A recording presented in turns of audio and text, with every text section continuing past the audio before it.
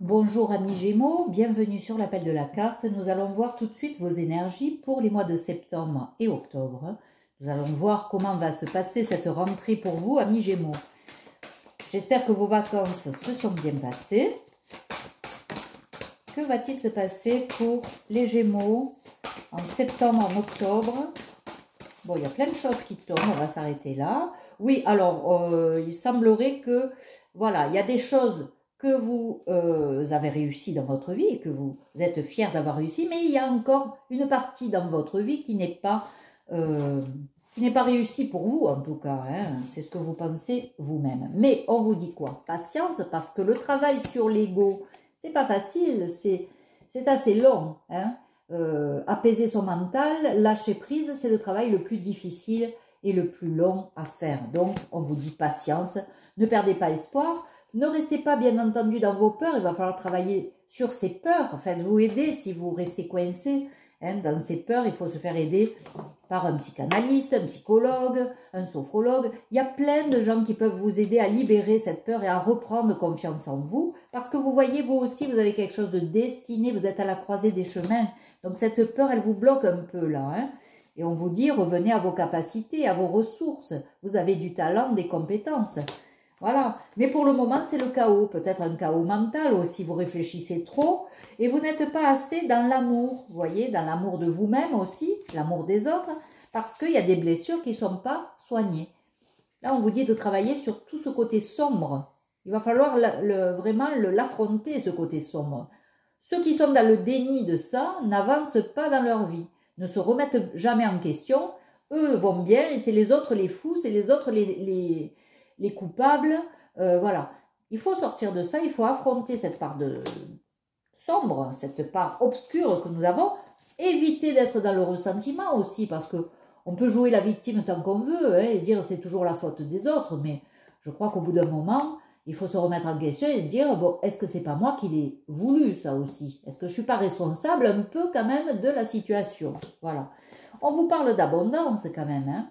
Ça peut nuire tout ça à votre abondance. Donc ça vaut le coup quand même de travailler là-dessus, d'apaiser votre mental et de lâcher prise, plutôt que de rester dans cette espèce de fierté où vous êtes persuadé d'avoir raison, persuadé que c'est vous qui détenez la vérité. On vous dit que là, non. Il y a des choses là il faut apaiser votre mental, revenir à quelque chose de plus sain, parce qu'il y a quelque chose qui vous est destiné et c'est dommage de louper ça, parce que vous êtes dans le ressentiment et dans le j'accuse l'autre. Hein.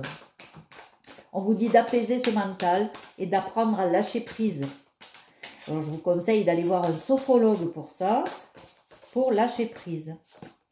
Voilà, on vous dit de travailler sur certaines blessures. Vous voyez, les parts d'ombre, elles sont là. La blessure d'abandon, la blessure d'injustice. Donc c'est sûr qu'on est dans des croyances limitantes. Là, vous en êtes vraiment au tout début de votre travail sur vous. Alors c'est sûr qu'on vous dit patience, c'est très long. Mais ça vaut le coup, parce qu'à la fin, on a quoi? L'abondance. L'abondance, ça veut dire quoi? C'est pas que financier, c'est je suis bien dans ma vie, je me sens bien dans ma peau, j'ai confiance en moi, je fais des choses qui me plaisent, hein, et les autres, s'ils sont pas contents, c'est pareil. Voilà, c'est ça en fait. On est libéré du regard de l'autre. On est libéré de ce que pense l'autre, puisqu'on est aligné.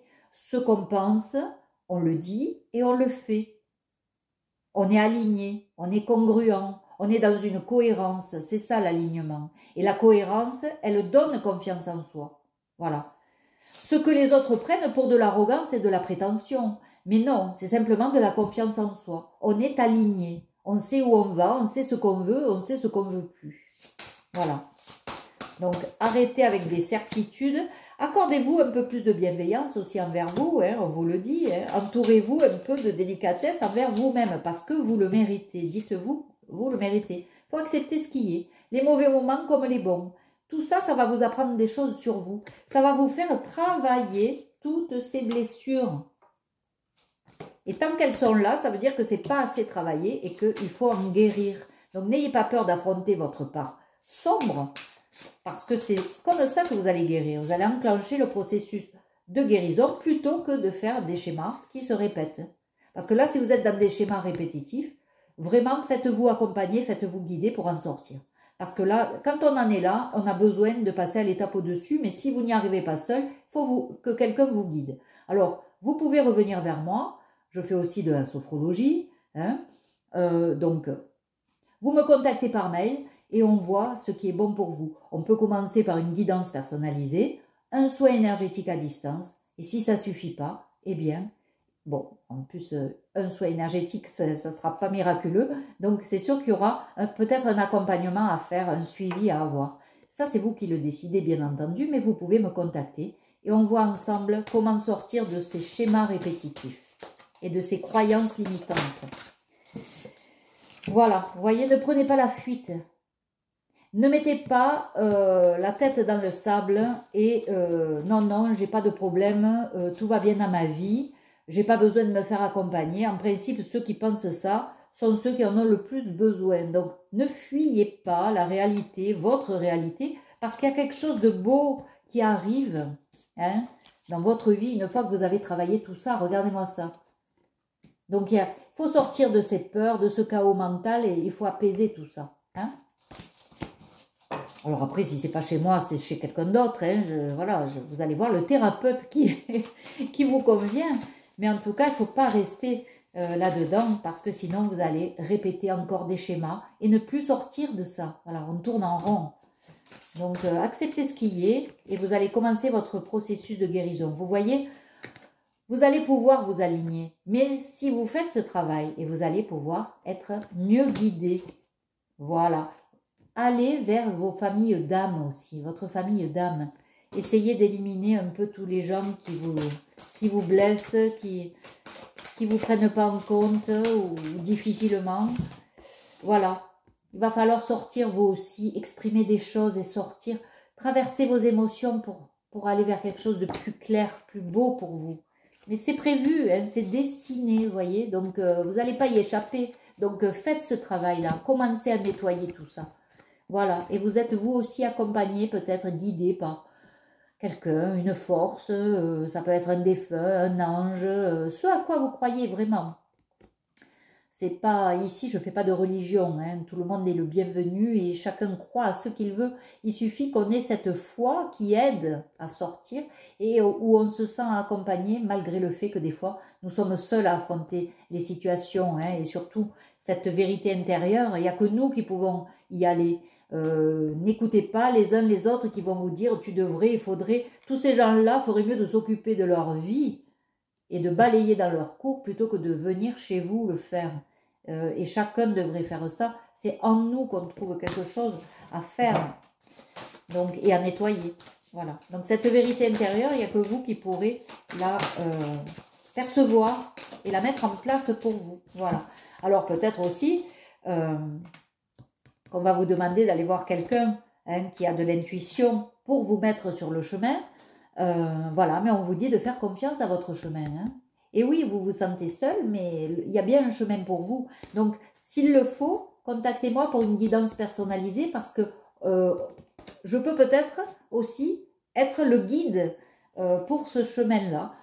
Alors que ce soit moi ou quelqu'un d'autre, bien évidemment. Il n'y a aucune obligation sur cette chaîne. D'accord ? Voilà. Mais c'est vrai que quand on n'arrive pas à s'en sortir tout seul, c'est bien de se faire guider parce qu'au moins, hop, on grimpe d'une marche et puis après, vous vous débrouillez, vous êtes autonome. Donc, ça vaut le coup aussi pour éviter ces schémas-là qui se répètent. Alors, celle-là veut venir. Sois sauvage. Retrouve ta nature profonde et sauvage. Ressens le sang de tes ancêtres. Alors, peut-être que ce sont vos ancêtres qui vous accompagnent.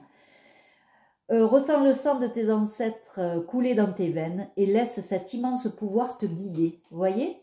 Il y a bien quelqu'un qui veut vous guider, mais apparemment vous êtes encore bloqué dans vos peurs, dans votre ego, dans ce mental qui réfléchit trop. Donc voilà, reconnais tes blessures. Lorsque tu es ouvert et lucide et que tu connais tes blessures, elles ne dirigent pas ta vie, mais alimentent ta force intérieure. Vous voyez ? Donc le fait de reconnaître ces blessures, de travailler dessus, de les comprendre, d'accepter ce qui est, que ce soit bon, pas bon, des émotions agréables, des émotions désagréables, ça vous apprend quelque chose sur vous, c'est à l'intérieur de vous, vous allez comprendre des choses. Donc, reconnaître ses blessures et pas être dans le déni. Pas rester dans ses peurs sans comprendre pourquoi on a peur. Voilà. Développer ton intuition. Donc, vous voyez, soit vous apprenez à développer votre intuition et vous allez devenir cette prêtresse, hein, voilà, qui va vous aider à vous élever, à révéler votre leadership. Alors là, on vous dit de faire grandir votre intuition afin de compléter vos capacités de réflexion. C'est l'utilisation conjointe de ces deux aspects qui fera de ta boussole interne un outil précis et adapté.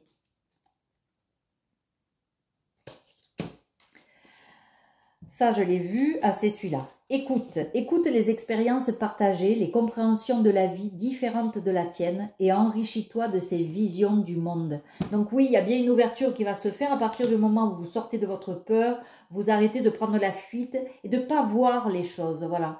Il va falloir comprendre des choses et puis surtout de se rallier à des gens un peu comme vous qui ont la même sensibilité, la même capacité peut-être intuitive aussi, qui vous écoutera peut-être beaucoup mieux. Voilà, et si vous n'y arrivez pas seul, faites-vous aider. Voilà, en tout cas, je vous souhaite vraiment ce travail-là parce que ça va vous apporter, mais alors, quelque chose de très, très beau et de destiné. Donc, vous n'allez pas y échapper. Donc, commencez. Commencez ce travail, c'est vrai que c'est long. Si vous avez besoin d'un accompagnement, n'hésitez pas à me contacter. Soit une guidance personnalisée, soit des soins énergétiques à distance, soit peut-être même des séances de sophrologie. Ça, c'est vous qui décidez. Mais n'hésitez pas à me contacter si vous avez besoin d'aide. Je le ferai avec plaisir. Voilà. Je vous embrasse. J'espère que vous finissez vos vacances du mieux possible et que cette rentrée va vraiment vous permettre d'évoluer, de vous élever. Je vous embrasse. Je vous dis à très vite. Prenez soin de vous. Au revoir.